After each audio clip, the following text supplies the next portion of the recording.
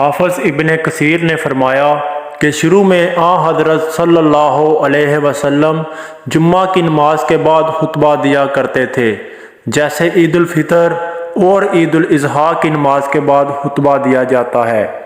ایک مرتبہ جب جمعہ کی نماز ختم ہو چکی اور آپ صلی اللہ علیہ وسلم خطبہ دے رہے تھے تو ایک قافلہ کچھ سامان لے کر آیا اور ڈول بجا کر اس کے آنے کا اعلان بھی کیا جا رہا تھا۔ اس وقت مدینہ منورہ میں کھانے پینے کی چیزوں کی کمی تھی، اس لیے صحابہ کی ایک بڑی تعداد خطبہ چھوڑ کر اس قافلے کی طرف نکل گئی اور تھوڑے سے افراد مسجد میں رہ گئے۔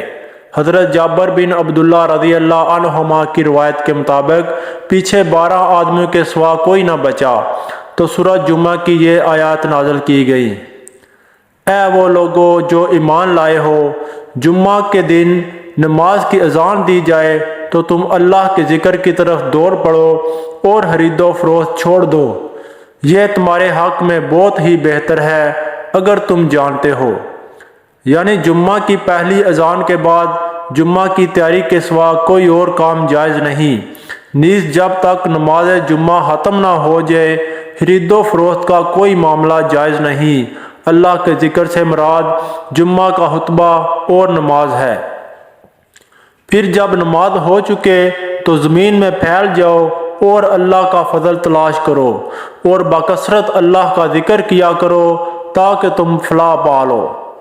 اللہ کا فضل تلاش کرنا قرآن کریم کی اصلاح میں تجارت وغیرہ کے ذریعے روزگار حاصل کرنے کو کہا جاتا ہے، لہذا خرید و فروخت پر جو پابندی اذان کے بعد عائد ہوئی تھی، جمعہ کی نماز ختم ہونے کے بعد وہ اٹھ جاتی ہے اور خرید و فروخت جائز ہو جاتی ہے۔ اور جب کوئی سودا بکتا دیکھیں یا کوئی تماشا نظر آ جائے تو اس کی طرف دوڑ جاتے ہیں اور آپ کو کھڑا ہی چھوڑ دیتے ہیں۔